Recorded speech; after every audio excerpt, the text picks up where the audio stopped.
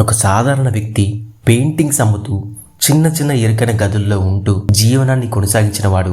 ఆ తర్వాత అదే వ్యక్తి ఎంటైర్ జర్మనీ దేశాన్ని కంట్రోల్లోకి తెచ్చుకొని ప్రపంచ నాయకుల దృష్టిని తన వైపు మళ్లించి ఎవ్వరూ ఊహించినటువంటి ఒక మోస్ట్ పవర్ఫుల్ డిక్టేటర్ గా మారతాడు. అతనే Adolf Hitler. 1899లో April 20న ఆస్ట్రియాలో alloys Hitler మరియు క్లారా హిట్లర్ కి పుడతాడు. హిట్లర్ యొక్క చైల్డ్హుడ్ అనేది చాలా సాధారణంగా గడిచిపోతుంది. ఇక తండ్రి అయినటువంటి అలోయిస్ హిట్లర్ ఒక కస్టమ్స్ ఆఫీసర్. దీని కారణంగానే తన కొడుకుని కూడా ఒక గవర్నమెంట్ ఆఫీసర్ గా చూడాలని తనకు ఉండేది. కానీ హిట్లర్ మాత్రం ఒక ఆర్టిస్ట్ అవుదామని కలలు కనేవాడు. దీనివల్ల వీరిద్దరి మధ్య ఒక కాన్ఫ్లిక్ట్ అనేది ఏర్పడేది. తల్లి క్లారా హిట్లర్ ని ఎంతో ప్రేమతో చూసుకునేది. హిట్లర్ సెకండరీ ఎడ్యుకేషన్ వచ్చేసరికి తన బిహేవియర్ లో చేంజెస్ స్టార్ట్ అవుతుంది. స్టడీస్ మీద ఫోకస్ చేసేవాడు కాదు. డిసిప్లిన్ ఎంత మాత్రమూ ఫాలో అయ్యేవాడు కాదు. టీచర్స్ కి ఎదురు చెప్పడం లాంటివి చేసేవాడు. ఇక 1903లో అనారోగ్య సమస్యలతో తన ఫాదర్ అయినటువంటి అలోయిస్ హిట్లర్ మరణిస్తాడు.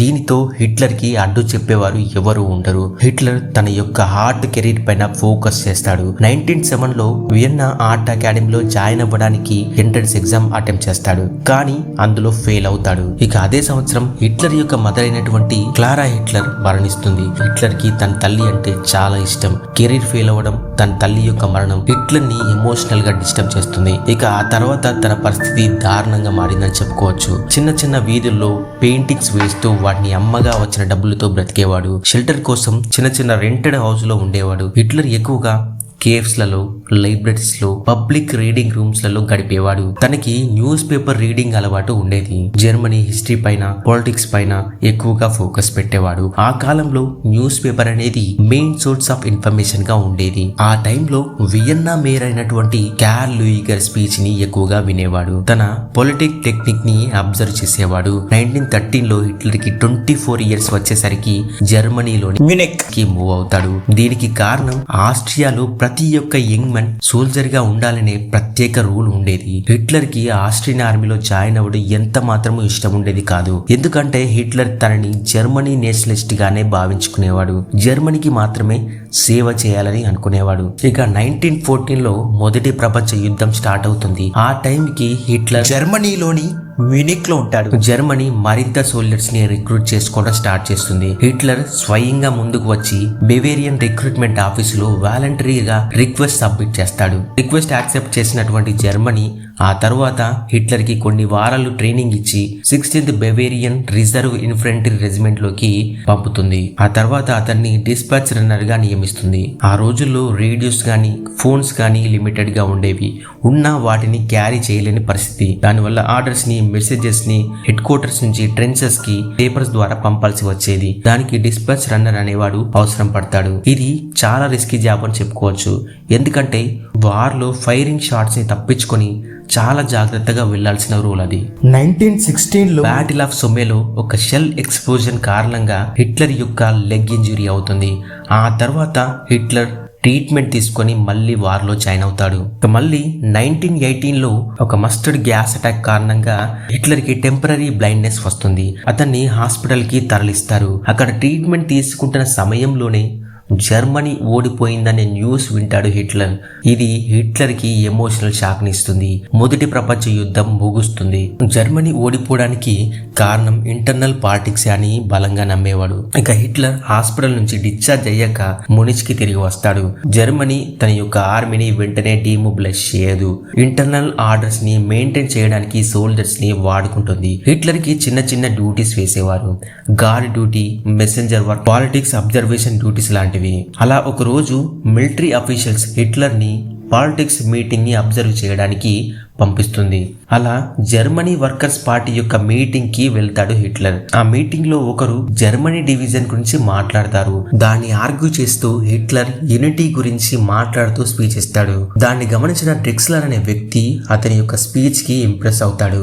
అతను పార్టీకి సంబంధించిన ఒక పాంప్లెట్ ని హిట్లర్ కి ఇచ్చి పార్టీలో జాయిన్ అవ్వమని చెప్పేసి ఒక ఆఫర్ ఇస్తాడు. అలా 1919లో జర్మనీ వర్కర్స్ పార్టీలో జాయిన్ అవుతాడు హిట్లర్. ఆ పార్టీ అప్పుడు చాలా చిన్నది. ఆ తర్వాత మెల్లిమెల్లి మెల్లిగా బీర్ హాల్ మీటింగ్స్ లో స్పీచెస్ ఇవ్వడం స్టార్ట్ చేస్తాడు. ఒక పెద్ద పబ్లిక్ మీటింగ్ లో స్పీచ్ ఇచ్చే అవకాశం వస్తుంది హిట్లర్ కి. ఇది హిట్లర్ కి ఒక టర్నింగ్ పాయింట్ గా మారింది. దాదాపు 2000 మంది ఉన్నారు ఆ మీటింగ్ లో. తను ఆ రోజు మాట్లాడిన స్పీచ్ ఎంతో ఎమోషనల్ గాను ఉంది. తన ఇచ్చిన ఎనర్జెటిక్ స్పీచ్ అనేది అక్కడున్న వారందరినీ అట్రాక్ట్ చేసింది. హిట్లర్ అక్కడ ఇచ్చిన స్పీచ్ లో ముఖ్యంగా ఈ కీ పాయింట్స్ అనేవి ఉన్నాయి. Strong unified Germany, anti communism, national pride, juice పైన తీవ్ర విమర్శలు, ఆ తర్వాత ట్రీటీ ఆఫ్ వర్సైల్స్. ఇక్కడ ట్రీటీ ఆఫ్ వర్సైల్స్ అంటే 1918 లో జర్మనీ ఓడిపోతుంది. ఆ తర్వాత 1990 లో అలైస్ కంట్రీస్ అన్ని కలిసి జర్మనీతో ఒక ఒప్పందం చేయించుకుంటాయి. అవి ఏంటంటే మొదటి ప్రపంచ యుద్ధానికి జర్మనీయే బాధ్యత వహించాలి. సెకండ్ది హ్యూగ్ రిపరేషన్స్, అంటే అలైస్ కంట్రీస్ కి వార్ డ్యామేజ్ కింద భారీ డబ్బు చెల్లించాలి. మిలిటరీ రిస్ట్రిక్షన్స్, జర్మనీ యొక్క ఆర్మీకి లిమిటేషన్స్ పెట్టింది. ఎయిర్ ఫోర్స్ ని, ట్యాంక్స్ ని బ్యాన్ చేసేసింది. ఇక ఆ తర్వాత జర్మనీ యొక్క భూభాగాన్ని కొంత తీసేసుకోవడం. ఇది జర్మనీకి మోస్ట్ ఇన్సల్టెడ్ పార్ట్.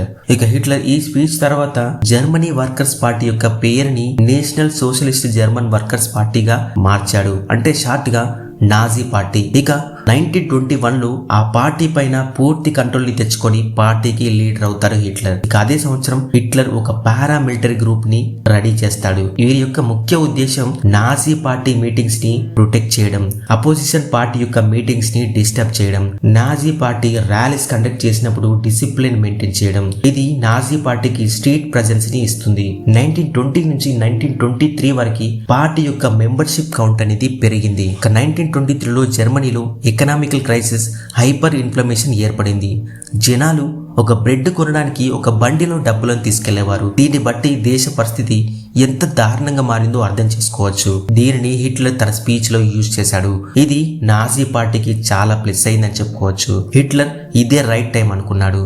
మునిచ్ నుంచి స్టార్ట్ చేసి జర్మనీ యొక్క గవర్నమెంట్ ని ఓవర్త్రో చేద్దాం అనుకున్నాడు. లోకల్ ఆర్మీ అండ్ పోలీసులు తనకి సపోర్ట్ చేస్తాననుకున్నాడు. కానీ ఇక్కడే హిట్లర్ యొక్క అంచనా తప్పింది. బెవేరియన్ మీటింగ్ జరుగుతున్న బీర్ హాల్ లోకి తన యొక్క పారామిలిటరీ గ్రూప్ తో పైకి కాల్పులు జరుపుతూ ఎంటర్ అవుతాడు. అక్కడ ఉన్నటువంటి లీడర్స్ ని సైడ్ రూమ్స్ కి తీసుకెళ్లి నేషనల్ రెవల్యూషన్ స్టార్టెడ్ అని ప్రకటిస్తాడు. అక్కడ ఉన్న లీడర్స్ ని తనకి సపోర్ట్ చేయాలని ఫోర్స్ చేస్తాడు. వారు ఆ టైంలో సపోర్ట్ చేసినా బయటికి రాగానే వారి యొక్క సపోర్ట్ ని విత్డ్రా చేసుకుంటారు. గవర్నమెంట్ కి హిట్లర్ గురించి హింట్ ఇస్తారు. వెంటనే ఆర్మీ అండ్ పోలీసులు అలర్ట్ అవుతారు.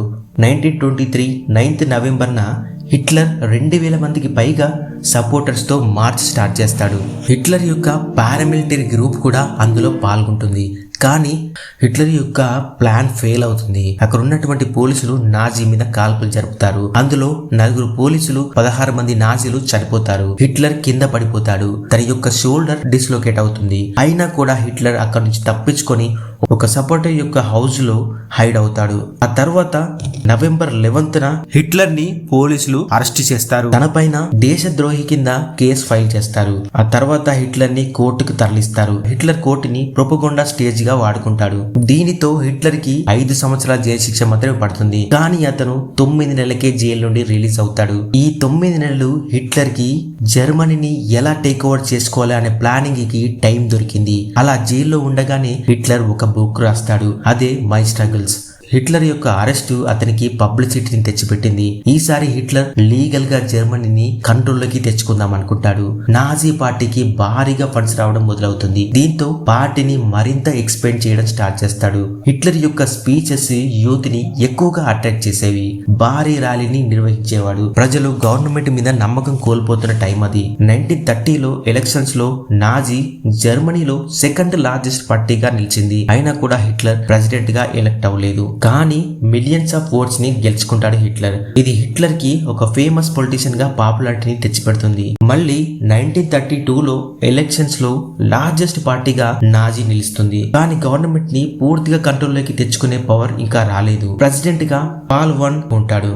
జర్మనీలో పరిస్థితి మరింత ఘోరంగా తయారవుతుంది. అన్ఎంప్లాయ్మెంట్, ఎకనామికల్ క్రైసిస్ గవర్నమెంట్ ని పూర్తిగా కొలాప్స్ అయ్యేలా చేస్తాయి. ఆ టైంలో ఇదివరకు ఉన్న ఛాన్సలర్ ఫెయిల్ అవుతాడు. ఒక స్టేబుల్ గవర్నమెంట్ ని ఫామ్ చేయలేకపోతారు. అయితే ఇక్కడ పపెన్ అనే ఎక్స్ ఛాన్సలర్ ఒక ప్లాన్ వేశాడు. హిట్లర్ ని ఛాన్సలర్ గా పెట్టి ఒక పప్పెట్ లాగా వాడదాం అనుకున్నారు. దానికి ప్రెసిడెంట్ కూడా ఓకే చెప్తాడు. కానీ వారు హిట్లర్ ని అండర్ ఎస్టిమేట్ చేస్తారు. 1933లో జనవరి 30న హిట్లర్ ని ఛాన్సలర్ గా అపాయింట్ చేస్తారు. ఇక్కడ నుంచి హిట్లర్ యొక్క టైం స్టార్ట్ అవుతుంది. 1933 ఫిబ్రవరి 27న బెర్లిన్ యొక్క పార్లమెంట్ ఫైర్ యాక్సిడెంట్ కి గురవుతుంది. వెంటనే గవర్నమెంట్ దానికి గల కారణాన్ని విచారించమని ఆర్డర్స్ పాస్ చేస్తుంది. దీనిలో భాగంగానే ఒక డచ్ కమ్యూనిస్ట్ అరెస్ట్ అవుతాడు. దీనికి కారణం అతనే అని చెప్పేసి తను ఒప్పుకుంటాడు. కానీ ఎక్స్పర్ట్ చెప్పేది ఏంటంటే దీని వెనకాల హిట్లర్ యొక్క హస్తం ఉందని. ఇక నాజీ ప్రకటించింది కమ్యూనిస్ట్ రెవల్యూషన్ స్టార్ట్ అయిందని. దానివల్ల ప్రజల్లో భయం పెరిగిపోతుంది. హిట్లర్ ఇదే మంచి ఛాన్స్ అని అనుకుంటాడు. దీన్ని ఉపయోగించుకొని ఎమర్జెన్సీని డిక్లేర్ చేయవలసిందిగా ప్రెసిడెంట్ ని కోరుతాడు. హిట్లర్ ప్రెసిడెంట్ కి జర్మనీ యొక్క సెక్యూరిటీ ప్రమాదంలో ఉందని చెప్తాడు. దీన్ని సీరియస్ గా తీసుకున్న ప్రెసిడెంట్ ఎమర్జెన్సీ డిక్లరేషన్ ని అగ్రీ చేస్తాడు. దీంతో పోలీసులకి అన్లిమిటెడ్ పవర్స్ వస్తుంది. అపోజిషన్ పార్టీ వాళ్ళని, కమ్యూనిస్టులని, సోషలిస్టులని అరెస్ట్ చేస్తారు. హిట్లర్ కి ఇక ఎదురు చెప్పేవారే లేరు. దీనితో ఆర్మీని, పోలీసుల్ని పూర్తిగా తన కంట్రోల్లోకి తెచ్చుకుంటాడు హిట్లర్. ఇక అపోజిషన్ పార్టీ అనేదే లేదు. కేవలం ఒకే ఒక పార్టీ ఉంది, అది నాజీ పార్టీ. హిట్లర్ ఓన్ గా లాస్ పాస్ చేయడం మొదలు పెడతాడు. ఇక హిట్లర్ యొక్క డిక్టేటర్షిప్ కి డోర్స్ ఓపెన్ అవుతాయి.